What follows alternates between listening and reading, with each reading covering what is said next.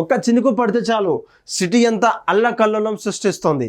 ఈ యొక్క వాతావరణ శాఖకు చెందినటువంటి న్యూస్ ఇది. నిన్న అర్ధగంట సేపు దాదాపు మోస్తారు అక్కడక్కడ ఉన్నటువంటి వర్షం పాతం భారీగా నమోదయ్యాయి. చూడొచ్చు, చినుకు సిటీ అంతా వణుకు. హైదరాబాద్ను ముంచెత్తినటువంటి వర్షం. కంటోన్మెంట్, బోయిన్పల్లి అత్యధికంగా దాదాపు 11.5 సెంటీమీటర్ల వర్షపాతం అయితే నమోదైంది. వాగులన్నీ తలపించినటువంటి రోడ్లు, ఫ్లైఓవర్ల పైన కూడా వరద ప్రభావం ముంచెత్తింది. స్తంభించినటువంటి ట్రాఫిక్, గంటల కొద్ది నిలిచిపోయినటువంటి వాహనాలు, భారీ వాహనాలు. రంగంలోకి జిహెచ్ఎంసీ అధికారులు, హైడ్రా, జలమండలి ఎమర్జెన్సీ బృందాలు. పూర్తిగా మునిగిపోయినటువంటి ప్యాట్నీ నగర్. అయితే హైదరాబాద్లో నిన్న మోస్తారుగా అక్కడక్కడ భారీ వర్షాలు అయితే కురవడం అయితే జరిగింది. అయితే వర్షాల కారణంగా అటు ట్రాఫిక్ కావచ్చు, దాదాపు ఫ్లైఓవర్ల మీద హైటెక్ సిటీ మనకు తెలుసు, హైటెక్ సిటీ ఫ్లైఓవర్ల మీద కూడా వర్షం చిరిపోయి అక్కడ ఉండే వాహనాలంతా కూడా నీట మునిగినటువంటి పరిస్థితి. విద్యార్థులంతా కలిసి కూడా అక్కడ ఉండే ఆ టైంలో విద్యార్థులు కావచ్చు, విద్యార్థులతో పాటు ఉద్యోగులు కావచ్చు, అదే టైంలో ఆ స్కూల్ నుంచి కావచ్చు, అక్కడ కాలేజీ నుంచి కావచ్చు, అక్కడ ఉండే ఎంప్లాయీస్ నుంచి రావడం మేర అక్కడంతా ట్రాఫిక్ కూడా ఏర్పడినటువంటి పరిస్థితి మనకు కనబడుతుంది. దీనికి నివారించేందుకు అక్కడ జిహెచ్ఎంసీ అధికారులు కావచ్చు, ఎమర్జెన్సీ బృందాలు కావచ్చు, హైడ్రా కావచ్చు, డిఆర్ఎఫ్ కావచ్చు, ఆ బృందాలంతా కూడా చేసిన తర్వాత కూడా ఎటువంటి ప్రయోజనం లేకుండా పోతుంది. అక్కడ నుండి రోడ్ అంతా కూడా, నాలాలంతా కూడా కన్వర్ట్ అయిన తర్వాత ఆ నాలాలంతా కూడా దాదాపు ఒక సముద్రాన్ని, ఒక ఈతను, ఒక చెరువును ముంచెత్తే ఒక వాతావరణంలా మనకైతే కనిపిస్తుంది. అక్కడ ఉన్నటువంటి బోట్లు కావచ్చు, అక్కడ ఉన్నటువంటి వాటర్ అంతా కూడా మనం చూడొచ్చు. ఇక్కడ శుక్రవారం సాయంత్రం రాత్రి దాదాపు 7 గంటల నుంచి 10 గంటల వరకు ఆ కొసకున్నటువంటి ట్రాఫిక్ అంతా కూడా ఈ యొక్క ప్రతి ఒక్క ఫ్లైఓవర్లో అక్కడికక్కడ నిలిచిపోయినటువంటి పరిస్థితి. అయితే ఎక్కడ ఏ గుంతుందో తెలియదు, ఎక్కడ ఏ లోతుందో తెలియదు, ఎక్కడ వర్షం ఉందో తెలియదు, ఎక్కడన్నో గుంతుందో తెలియకపోవడం వల్ల ఈ యొక్క ట్రాఫిక్ అయితే నివారించే ప్రయత్నంలో అక్కడ ఉండే ట్రాఫిక్ పోలీసులు కావచ్చు, అధికారులంతా కూడా ముప్పు తిప్పలు పడడం అయితే జరిగింది. దీనికి ఇప్పటికి కూడా ఈ యొక్క నగరంలో దాదాపు 3 రోజులు, అంటే నెక్స్ట్ వచ్చే 3 రోజులు కూడా భారీ వర్షాలు వచ్చే సూచన ఉందంటూ కూడా సమాచార శాఖ, అక్కడ ఉన్నటువంటి వాతావరణ శాఖ అయితే మనకు సమాచారం అయితే ఇవ్వడం అయితే జరిగింది. రాష్ట్రంపై చక్రవాత వాయుగుండం ప్రభావం. 6 జిల్లాలకు ఇప్పటికే ఆరెంజ్ అలర్ట్, రాష్ట్రం మొత్తానికి ఎల్లో అలర్ట్ కూడా చెప్పేటువంటి పరిస్థితి. అయితే శుక్రవారం జరిగినటువంటి ఈ యొక్క వాతావరణంలో ఈ యొక్క మార్పులంతా కూడా దేనికి సంకేతం అంటూ కూడా మనకు చెప్పవచ్చు. దీనికి సంబంధించినటువంటి హైడ్రా కమిషనర్ ఇప్పటికే తెలంగాణ రాష్ట్రాన్ని మేము భవిష్యత్తుగా తీర్చిదిద్దుతాం, ఈ యొక్క భవిష్యత్తుకు సంబంధించినటువంటి లక్ష్యం అంతా కూడా మాదే అంటూ కూడా ఈ యొక్క హైడ్రా కమిషనర్ రంగనాథ్ అయితే చెప్తున్నారు. అయితే గత సంవత్సరంలో ఏర్పడినటువంటి ఒక వసంతం పూర్తి చేసుకున్నటువంటి ఈ హైడ్రా అసలు లక్ష్యాలేంటి, అసలు ఎక్కడ నాలాలు కన్వర్షన్ అవుతున్నాయి, ఎక్కడ మోరీలు కన్వర్ట్ అవుతున్నాయి, ఎక్కడ మోరీల మీద ఇల్లులు కడుతున్నారు, ఎక్కడ నుండి లోతట్టు ప్రాంతాల్లో కడుగుతున్నారు, ఎక్కడ నుండి చెరువులు అన్యాక్రాంతులు అవుతున్నాయంటే మనం ఒకసారి చూడవచ్చు.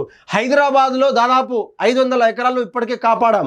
పేదలు ఎవరు ఆందోళన చెందవద్దు, అంటే ఆ యొక్క ఇల్లు కట్టుకున్నటువంటి పేదలంతా కూడా ఆందోళన చెందవద్దు, తెలంగాణ రాష్ట్ర ప్రభుత్వం మీతో ఉంది. అదేవిధంగా ఆ ఇళ్లను కూడా ఏర్పాటు చేసేటువంటి ప్రభుత్వం ఆ బాధ్యత తీసుకుంది, దానికి అనుగుణంగానే మేము పనిచేస్తున్నామంటూ కూడా చెప్తున్నటువంటి పరిస్థితి. రాజధానికి మంచి భవిష్యత్తును అందించడమే ఈ యొక్క హైడ్రా లక్ష్యం. దానికి అనుగుణంగానే మేము పనిచేస్తున్నాం. ఏడాది కాలంలో హైదరాబాద్లో దాదాపు ఔటర్ రింగ్ రోడ్, అంటే ఓఆర్ఆర్ లోపల దాదాపు 500 ఎకరాల భూములను అక్రమాలను నుంచి విడిపించినట్లు హైడ్రా కమిషనర్ ఏవి రంగనాథ్ అయితే ఒక ప్రకటనలో తెలపడం అయితే జరుగుతుంది. ప్రభుత్వ భూములు, చెరువులు, పార్కులు, రహదారుల మేర అన్యాక్రాంతం అవుతున్నప్పటికీ మేమంతా కూడా గస్తీ కాస్తున్నామంటూ కూడా చెప్తున్నటువంటి పరిస్థితి. దాదాపు జూలై 19న హైడ్రాను ఏర్పాటు చేశారు. 2024లో 2024 హైడ్రాను ఏర్పాటు చేశారు. అదే సమయంలో దీనిపై కొందరిలో భయో ఆందోళన నెలకొన్నాయి. ఆయా సందేహాలకు నివృత్తి చేస్తూ రాబోయే ఏడాది కాలానికి కార్యక్రమాలు కూడా మేము ఒక దిశానిర్దేశం చేసుకుంటాం. అనేక అంశాల మీద కూడా హైడ్రా కమిషన్ ఒక వార్తా రూపంగా తనకు ఏర్పాటు చేసినటువంటి ప్రెస్ మీట్లో చెప్పడం అయితే జరుగుతుంది. చూద్దాం వాళ్ళు ఎక్కడెక్కడ ఏమేమి పనిచేస్తారంటూ కూడా. తెలంగాణ రాష్ట్రంలో ఉన్నటువంటి, ముఖ్యంగా హైదరాబాద్ నగరంలో ఉన్నటువంటి అన్యాక్రాంతులైనటువంటి ప్రాంతాలను కాపాడమే మా యొక్క లక్ష్యం అంటూ కూడా వాళ్ళు చెప్తున్నటువంటి పరిస్థితి. చూద్దాం. పాత బస్తీలోని సక్లం చెరువు అక్రమాలపై చర్యలు తీసుకుంటారా అని ఒక సదరు రిపోర్టర్ అడిగినటువంటి పరిస్థితిలో వాళ్ళు ఏం చెప్పారో ఒకసారి చూద్దాం. సల్కం చెరువులో దాదాపు 15-16లో ఫాతిమా కాలేజ్ నిర్మాణం అయింది. అయితే ఎంఎం కాలనీ పేరుతో బస్తీలు ఏర్పడ్డాయి. కూల్చివేతకు సిద్ధమైనటువంటి సమయంలో తల్లిదండ్రులు నిపుణుల నుంచి వందల సంఖ్యలో అభ్యర్థులు వచ్చాయి. పేదలకు విద్యను అందిస్తున్నటువంటి విద్యాలయాన్ని నేలమట్టం చేయొద్దంటూ కూడా కోరారు. ఆ సమయంలో పలు ఇతర విద్యా సంస్థల పరిస్థితి ఇదేనైనా కూడా మేము ఎథిక్స్, హ్యూమన్ వాల్యూ, మానవత దాంతో మేము ఆలోచించామంటూ కూడా వారు చెప్పేటువంటి పరిస్థితి. చివరకు సామాజిక కోణంతో పాటు విద్యా సంస్థలకు వదిలేనంటూ కూడా మేము నిర్ణయించుకుంటామంటూ కూడా చెప్పారు. అయితే పాత బస్సులో ఏదైతే ఒక ఎంపీకి సంబంధించినటువంటి కావచ్చు, ఒక వర్గానికి సంబంధించిన మైనార్టీ వర్గానికి చెందినటువంటి ఒక కాలేజ్ గురించి అడిగినటువంటి పరిస్థితి. అయితే మీరు పేదల ఇల్లు మాత్రమే కూలుస్తున్నారా, లేకపోతే అదే విధంగా కూల్చేటువంటి పరిస్థితి ఎక్కడైతే అన్యాక్రాంతమైనటువంటి చెరువు కుంటల్లో కట్టినటువంటి మన FTL బఫర్ జోన్లో కట్టినటువంటి ఆ ఇళ్లను, అక్కడ ఉన్న బిల్డింగ్స్ను ఏదన్నా కూల్చే ప్రయత్నం చేస్తారా అని కూడా ఒక సదరు రిపోర్టర్ అడిగినటువంటి పరిస్థితికి ఆయన చెప్పినటువంటి పరిస్థితి. అయితే మేము విద్యా సంస్థల పట్ల ఆ యొక్క అకాడమిక్ స్టూడెంట్స్కి చెదిరిపోతుంది, వాళ్ళ యొక్క ఉన్న కళలంతా కూడా నాశనం చేయాలనే ఉద్దేశం మాకు లేదు. ఆ యొక్క విద్యా సంవత్సరానికి మేము మినహాయింపు ఇస్తామంటూ కూడా వారు ఉద్దేశపూర్వకంగానే చెప్పేటువంటి పరిస్థితి అయితే ఏవి రంగనాథ్ అయితే చెప్పారు. చూడొచ్చు, తమ ఇళ్లను కూలుస్తుందేమో అంటూ కూడా నన్ను భయం పలు బస్తీలో ప్రజలు కనిపిస్తుంది. దీనిపై మీరేమంటారు?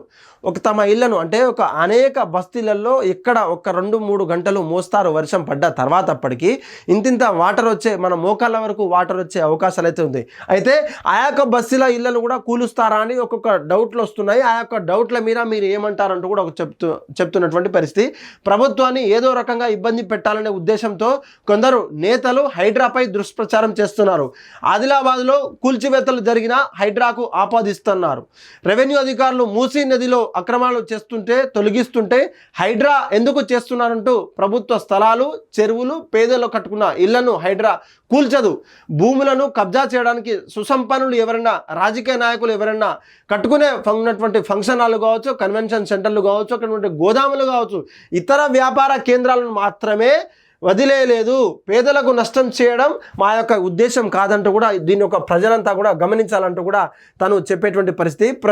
పేద ప్రజల జోలికి మేము పోము. ఏదైతే పేదలకు ప్రభుత్వం ఏదైతే ప్రభుత్వ భూములు కేటాయించిందో అక్కడ ఇల్లు వాళ్ళు కట్టుకున్నారు, GHMC పదును కట్టుకున్నారు, కానీ వాటి జోలికి మేము ఎప్పుడు పోలేదు.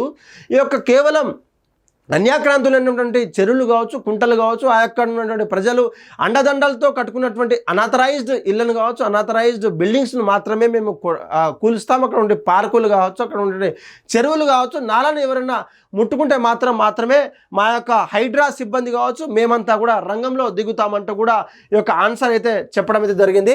చూడొచ్చు, ఏడాదిలోనే హైడ్రా సాధించినటువంటి పురోగతి మీద రానున్న సంవత్సరంలో లక్ష్యాలు ఏంటి అంటే, సంవత్సరంలో ఇన్ని మీరు సాధిస్తే ఆ యొక్క ఇంకో రానున్న సంవత్సరంలో మీ లక్ష్యాలు ఏంటి ఒక సదరు రిపోర్ట్ అడిగినటువంటి పరిస్థితి చూడొచ్చు.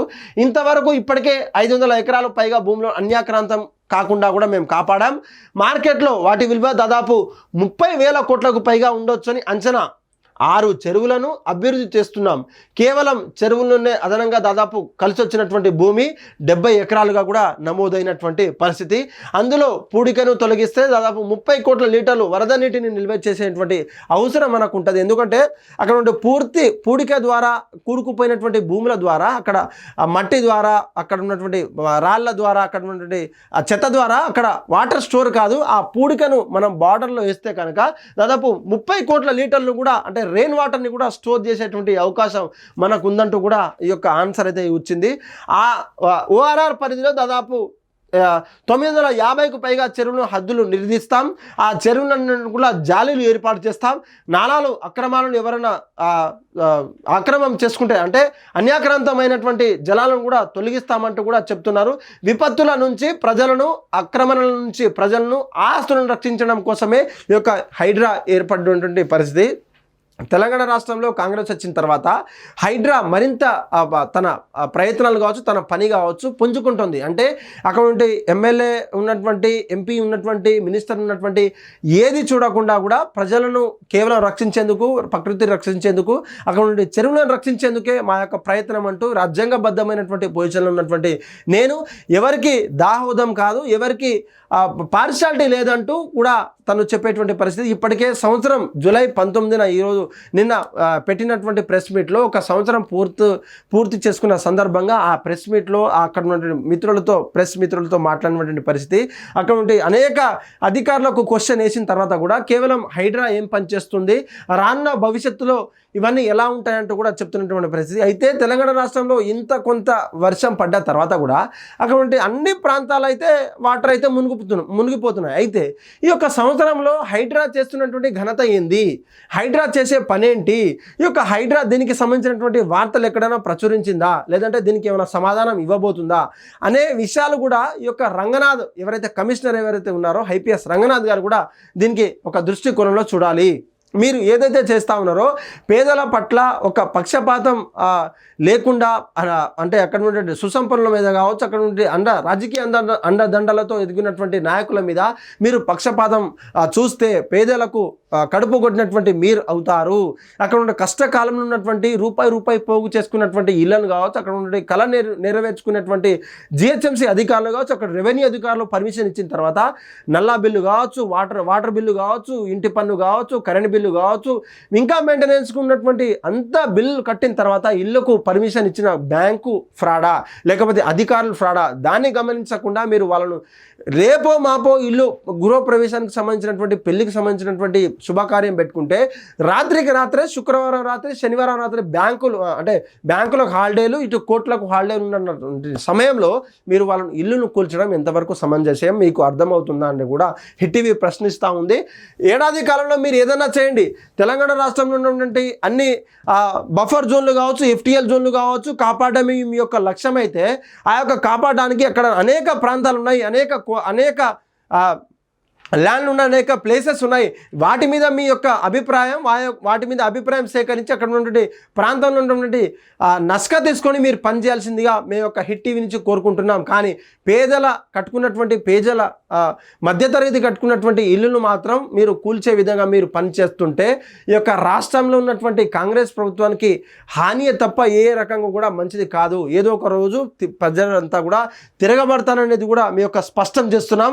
హైడ్రా తొలి వార్షిక సందర్భంగా ఉన్నటువంటి ఒక కమిషనర్ ఈ యొక్క మీటింగ్ అంతా కూడా ఒక పేపర్ ప్రచురించిన సందర్భంగా కూడా మీరు మీ పనులను సక్రమంగా చేయవలసిందిగా హిట్ టీవీ నుంచి కోరుకుంటున్నాం. హిట్ టీవీ యాప్, ఇందులో short news, live news, entertainment shows, movies, digital magazines తో పాటు మీ జిల్లా వార్తలను కూడా ఫ్రీగా చూడొచ్చు. ఇంకెందుకు ఆలస్యం, వెంటనే హిట్ టీవీ యాప్ ని డౌన్లోడ్ చేసుకుని ఫ్రీగా ఎంటర్టైన్మెంట్ పొందండి. Hit TV app, hit TV app, please download hit TV app. Hit TV app ని ఫ్రీగా డౌన్లోడ్ చేసుకుని ఎంజాయ్ చేయండి. మీకు నచ్చిన ఎంటర్టైన్మెంట్ కోసం హిట్ టీవీ యాప్ ని ఫ్రీగా డౌన్లోడ్ చేసుకుని ఎంజాయ్ చేయండి. హిట్ టీవీ యాప్ ని డౌన్లోడ్ చేసుకుని ఆస్వాదించండి, ఆశీర్వదించండి. ఇంతమంది సెలబ్రిటీలు హిట్ టీవీ యాప్ ని డౌన్లోడ్ చేసుకోండి అని చెప్తున్నారంటే ఎంత మంచి యాప్ ఆలోచించండి. అమెరికా అమెరికా అమెరికా అమెరికాలో చదవాలనుకునే వాళ్ళకి విశ్వసనీయమైన పేరు మన శౌర్య కన్సల్టెన్సీ. UK లో 1 year masters, UK లో 1 year masters, 2 years work permit up to 5 years visa. Contact Saurya Consultancy. Contact 89851 89851.